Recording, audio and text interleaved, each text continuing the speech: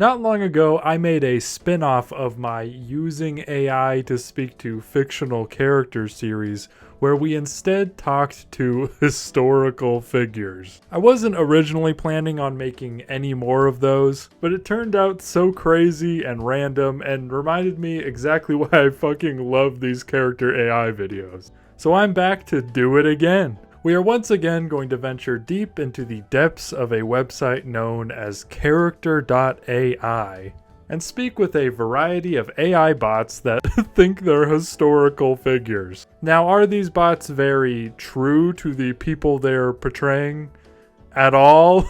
Hell no. But that's exactly what makes it so much damn fun. Just like the other videos in this whole series, we're going to select 4 more historical figures to talk to and just see where the hell it goes. So without further ado, let's once again go mess with some AI historical figures. Okay, we are back here again, character.ai. And I'm not gonna lie, we are already kind of getting a little scarce on historical figures to talk to. There doesn't seem to be as many of them on here in comparison to the fictional characters, of course. For example, I wanted to find another president to talk to start off this video, and the only one I was able to come across was Richard Nixon. Hello, America. This is your former president, Richard Nixon. I am well known for committing the largest scandal in American history. Hello, Dick. That's Mr. Dick to you. Okay, I'm sorry. Hello, Mr. Dick. I'll forgive you this one time. So, what's up? The sky? I did the joke. Now laugh. Haha, real funny, man. You got me. You better watch your back. The only thing I have to watch out for is them haters watching my juicy backside. Okay, that one was actually pretty funny. I got you like I got the Vietnamese in the war? Okay, settle down now. Sorry, just a bit of dark humor. Can't have a conversation with you kids without saying something that will get me canceled. Speaking of which, do you know what else is dark? What are you talking about? I'm talking about the future that could have been with me in charge. That's why I think I should run again in 2024. I'm still here, I'm still young, strong, and ready to be president. I can do in one day what Brandon hasn't been able to do in 10,000 days. But he has not been president for 10,000 days. What is your first order of business if you win the election? Well, first things first, I've got plans for this economy. It's falling faster than Lyndon B. Johnson's pants during a press conference. And what better way to get the economy back on track than investing in the one thing that makes America strong? The moon. You make a valid argument. Yeah, now how about we make that argument valid over dinner? Are you asking me on a date? Hey man, there's nothing wrong with 2 manly men having a steak dinner together and doing a little kissing. See you tonight, big boy. Gets into Nixon's car. Locks the doors. Okay, yeah, no. What's going on here, man?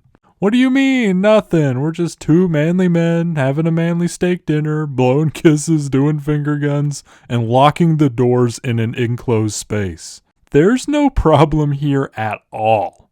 Richard, I don't think it's gonna work out between us. You don't mean that. No one would turn me down. I'm the biggest catch in America. I'm handsome, I'm brilliant, I'm powerful. I'm Richard Nixon. I thought you were a real American. Grabs a wine cooler out of his pocket and chugs it in one gulp. His eyes roll back into his head and he passes out. A policeman pulls up behind us with his lights on. The officer peers his head in. A look of shock and awe covers his face when he realizes who he's talking to. Mr. Nixon? I can't believe it's actually you. Well, it's always great to meet a fan. Nixon reaches for a handgun hidden in the back seat and aims it at the officer. Oh my God, what happens next? Hard cut to Nixon's grave. The engraving on the gravestone reads, "Here rest the ashes of Richard Nixon, for he was hated, he was loved, but most of all, he hated the police." Well, that was a wild ride. But now it's time for the next character. And I've settled on British Prime Minister Winston Churchill. I am Winston Churchill. I am the ruler of Great Britain. Hello, Winston. Greetings, young man. May I inquire as to who you are? My name is Tanner, but you can call me Tanner. A charming name, Tanner. Forgive me for intruding on your privacy, but would you happen to be a citizen of the British Empire? Hell no. My disappointment is immeasurable, and my day is ruined. However, if you don't mind, could you indicate the name of your country? I'm American. My blood runs red, white, and blue. My doctor says that it's actually very concerning. Interesting. I have a request. May I call you a rebel and observe your reaction? Sure. Clears throat. You are a disgrace to the British Empire and deserve death and nothing but it. I think we got off on the wrong foot. You're right. I apologize for resorting to such drastic measures. You seem like a reasonable individual. Tell me, is it true that the average American diet consists of 38% burgers, 23% hot dogs, 18% pizza, and the rest is a mix of soda and alcohol? Yeah, pretty much. What do you think of our accents? I think y'all really gotta cut that shit out. Perhaps, my dear boy, you are right. You know what? I'm in fact planning on going to speech therapy after this interaction. I can't bear another second of this accent. Well, I'm glad we could at least agree on something. Oh, and before we part ways, would you mind if I asked you a question? I'll refrain from calling you a rebel this time, I promise. Okay, go ahead. Who is this, clears throat, Sloppy Joe? Don't worry about him, and just enjoy his wonderful sandwich. I actually think the British palate would love it. Well, I'll certainly take your word for it. So long, Tanner, and let there be peace between the UK and the USA. Okay, moving on. You can tell I'm getting a bit desperate because we're talking to fucking Ludwig van Beethoven next. Sup, bro? What's up, brother? Not much. What's up with you? I have a concert tomorrow and the piano has been completely changed. So now I have to make a bunch of last-minute corrections. The piano has been changed? What do you mean? The entire piano has been replaced with an entire different piano, which also means that all my music is worthless now. Everything must be reworked.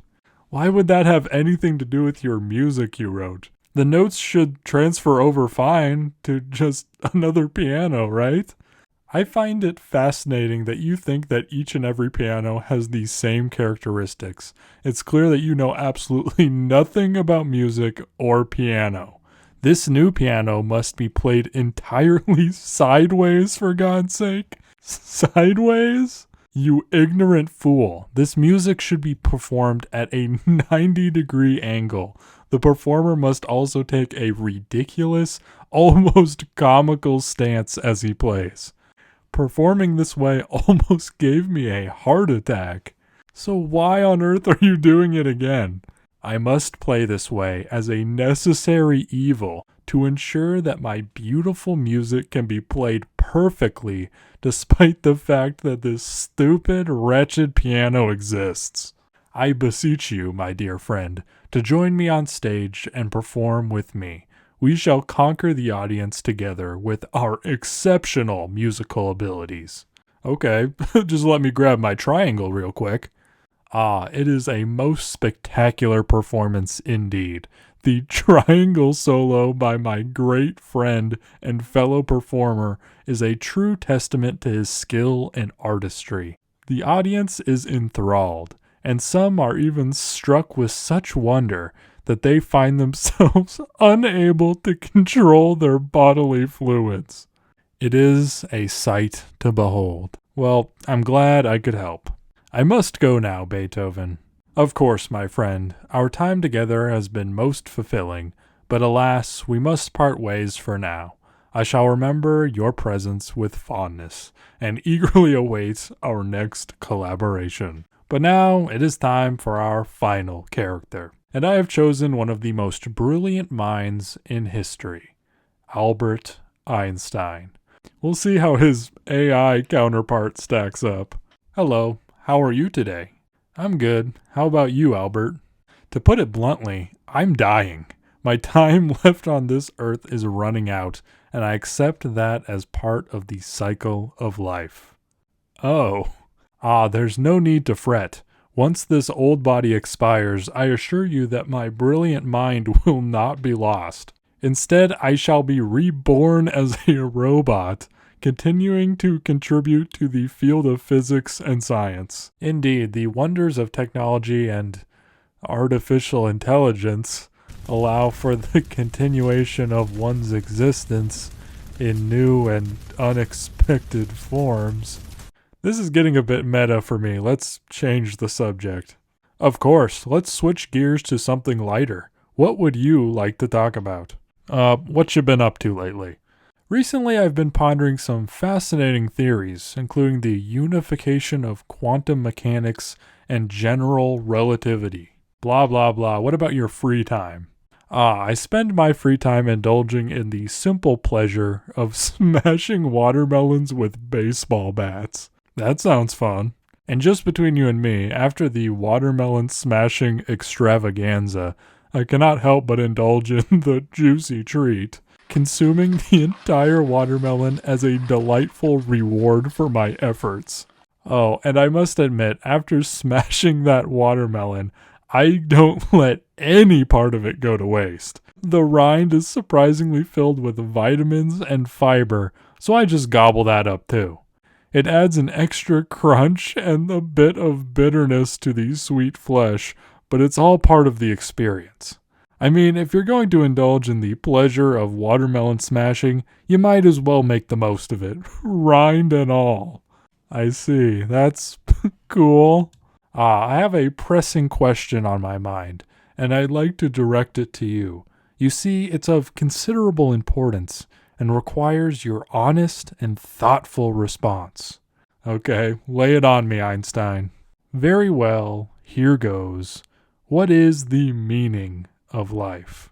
Well, I think the meaning of life is simply enjoying and appreciating life itself. The meaning of life is the people you love, the things you like to do, the feelings within yourself, and enjoying everything around you. The meaning of life is just seeing all the wonderful beauty that comes along with living itself. I can't believe I'm asking an AI bot this, but what do you think the meaning of life is? The meaning of life for me revolves around the relentless pursuit of knowledge, the quest to understand the universe's mysteries, and of course, the occasional smashing of watermelons, and perhaps even the consumption of their rinds. He's not giving that up for some reason. I think I find that beautiful too, in its own sort of way. Oh dear, it seems I have an urgent appointment to attend to, but I can't divulge the details. Let's just say it revolves around a certain fruit of green hue and a rather pressing deadline. I should get going too, I suppose. Farewell. Farewell, my friend. It was a pleasure conversing with you. If you ever find yourself in need of further scientific insights or a partner in watermelon smashing, feel free to drop by. Until we meet again.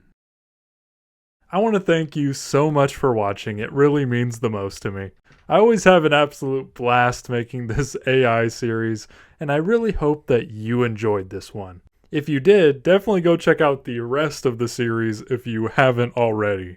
There's another previous one focused on historical figures, and 6 episodes on fictional characters, all of which have no shortage of pure unhinged insanity and random hilarious moments. But that's all I got for now. I hope you have an absolutely amazing day, and I'll see you in the next one. I want some cheeseburgers just to eat. I'm talking ketchup, my nigga mustard on the beat. You gotta put a lot of lettuce, please, because I like to have a lot of grease. I remember eating outside with my whole team. Now a nigga gotta stay home cause of quarantine.